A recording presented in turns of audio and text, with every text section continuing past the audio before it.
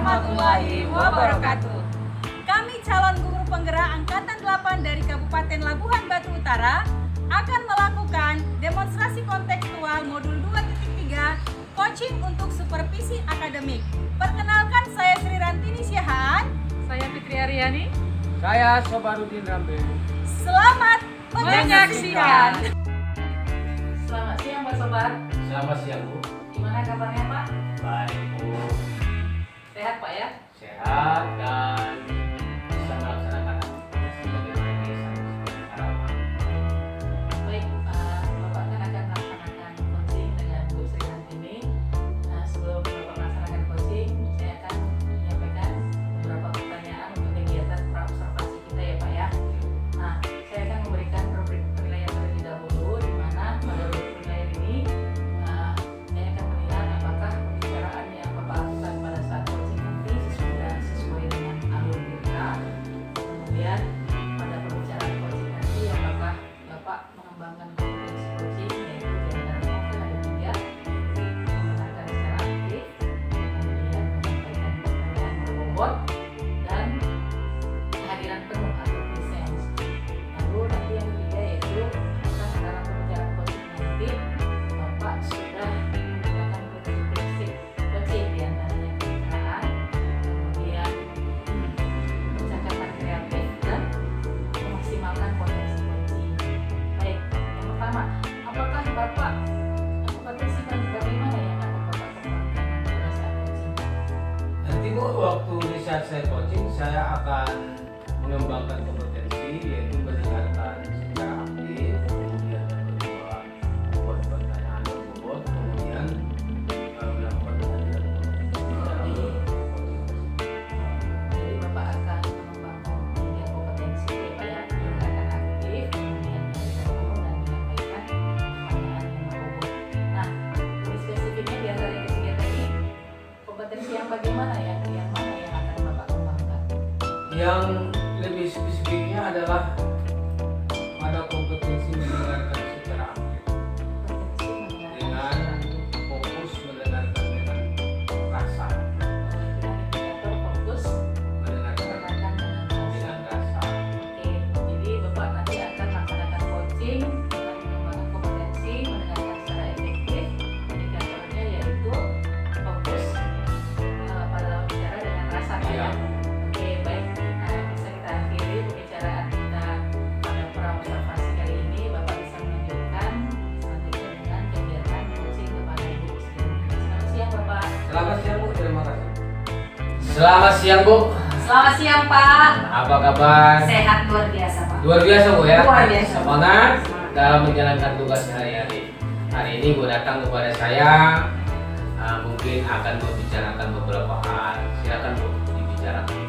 Iya Pak, jadi begini Pak, saya melihat masih banyak keterlambatan anak-anak yang datang ke sekolah ini. Kadang-kadang mereka Pak terlambat 10 menit, bahkan ada yang setengah jam. Jadi permasalahan yang saya lihat masih banyak anak-anak yang terlambat datang ke sekolah. Jadi Ibu menemukan atau ada masalah anak-anak ini yang terlambat. Kemudian tentunya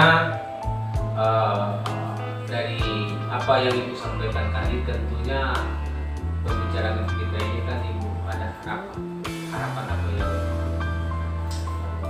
Iya, harapan saya makanya datang saya untuk coaching dengan Bapak.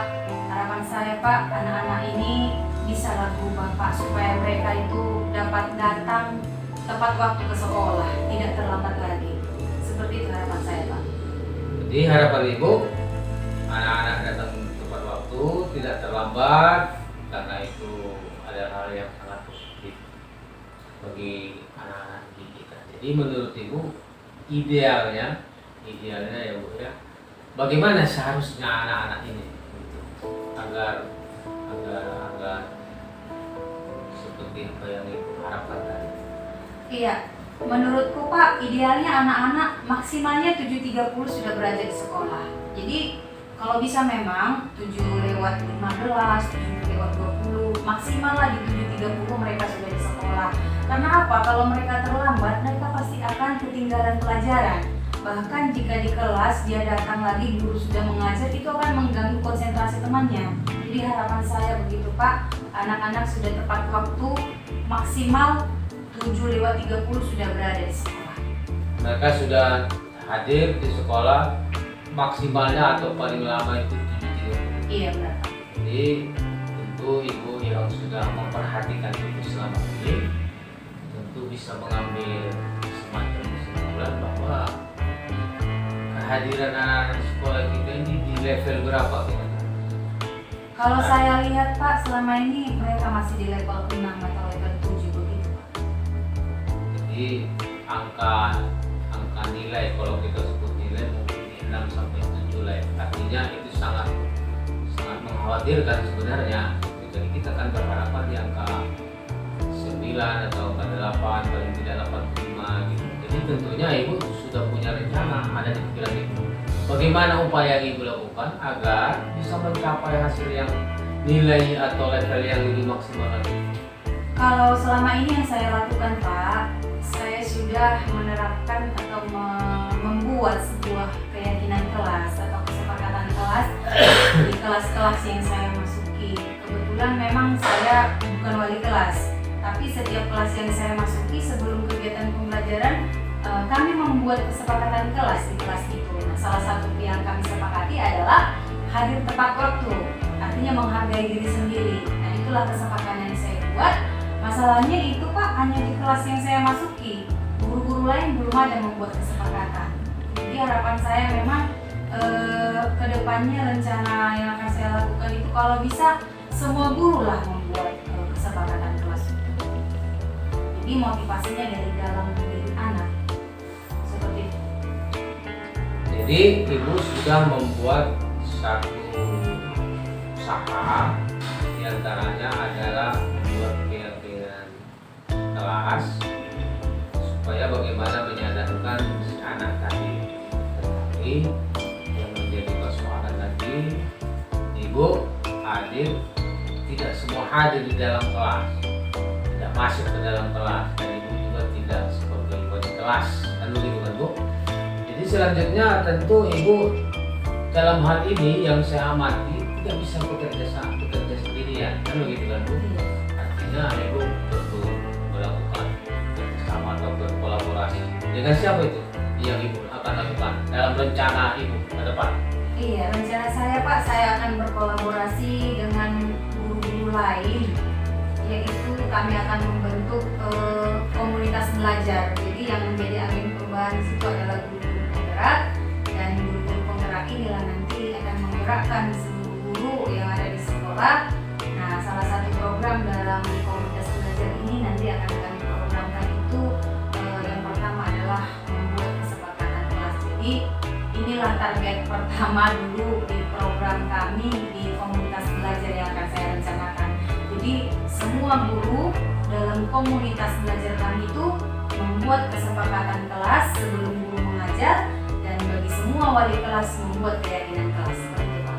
Luar biasa. Menurut saya itu adalah yang ibu lakukan itu ke depan adalah merupakan hal yang luar biasa. Tapi bagaimanapun dalam kenyataannya tentu ibu ada menemukan hambatan atau apa, boleh diceritakan Bu? Nah, hambatannya di sana Pak, karena memang belum semua guru melakukan itu, maka hambatan yang akan terjadi itu kami buatlah supaya semua guru terlibat dalam komunitas belajar itu. Jadi kami sebagai agen perubahan akan merangkul semua guru-guru yang ada di sekolah kami untuk terlibat dalam membuat keyakinan kelas ini. Baik. Ada komunitas yang ibu akan berdayakan, kira-kira begitu kan? Akan ibu lakukan supaya ini dapat dilaksanakan secara maksimal. Tentunya bila mana ibu lupa atau semangat agak mengurang gitu. Jadi siapa lagi yang kira-kira bisa mengingat ini agar kembali semangat itu kembali tumbuh. Iya Pak, kami di guru-guru sesama guru MAPE di sana memang sering saling menguatkan Pak, saling curhat. Mungkin saya nanti akan berkolaborasi dengan teman mata pelajaran di sekolah, mata pelajaran biologi untuk mengingatkan kami.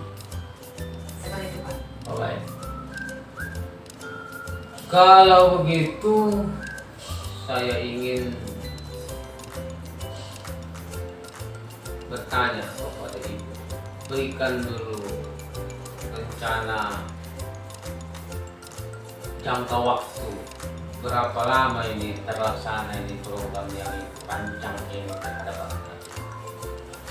Iya Pak, nggak mudah ya sebenarnya Pak membuat, apalagi menimbulkan motivasi intrinsik dari siswa ya.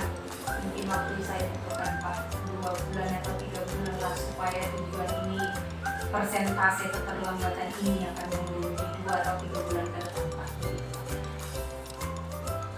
Dalam rencana Ibu 3 bulan ke depan ini bisalah dapat terlaksana dengan sesuai dengan harapan yang Ibu. Anak-anak tidak terlambat lagi, hadir tepat waktu, punya semangat, punya motivasi.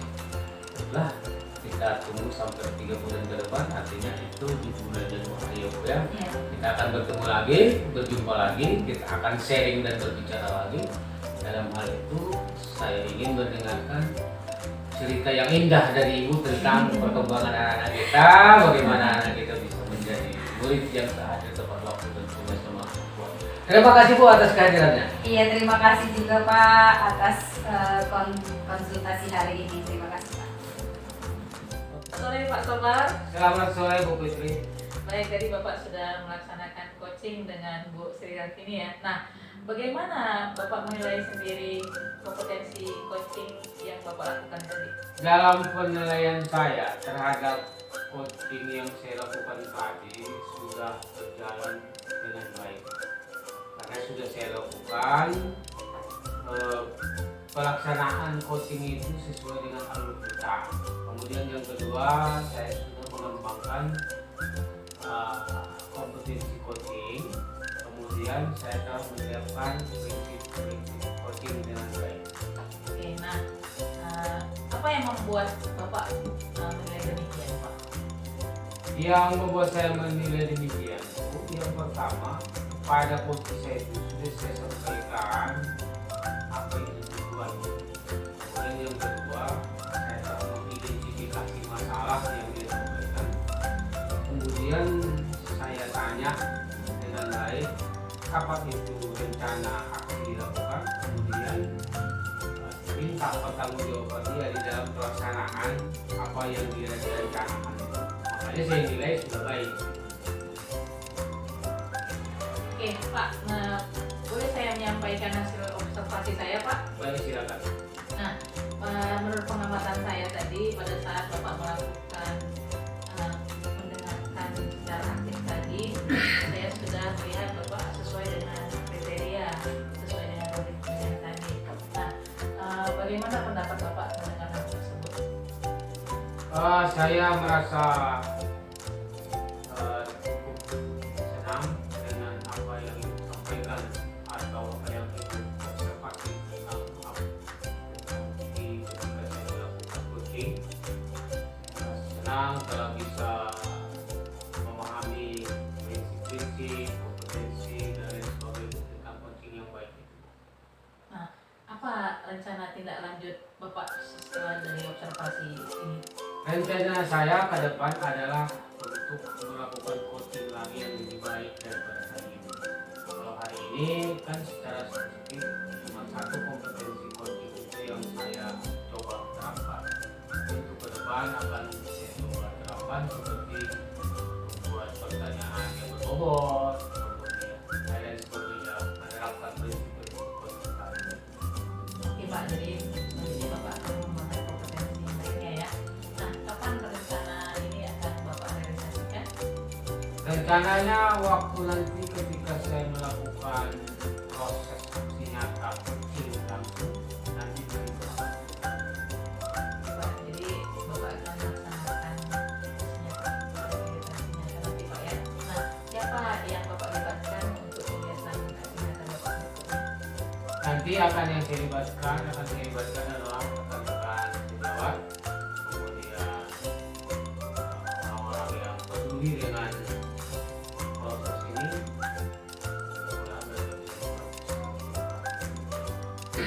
Oke, baik Pak. Dari hasil pengamatan hari ini akan saya catat dalam form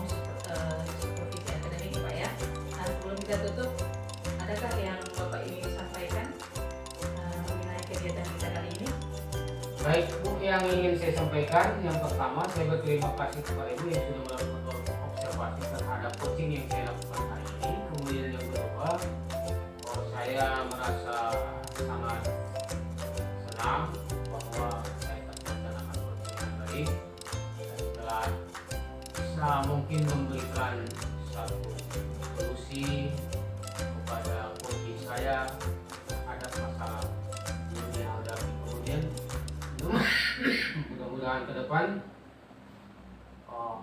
saya bisa meningkatkan kompetensi yang ada pada coaching itu sendiri secara menyeluruh dan bisa melaksanakan coaching yang lebih baik. Terima kasih Bu. Oke Pak, selamat ya Pak, semangat untuk melaksanakan coaching.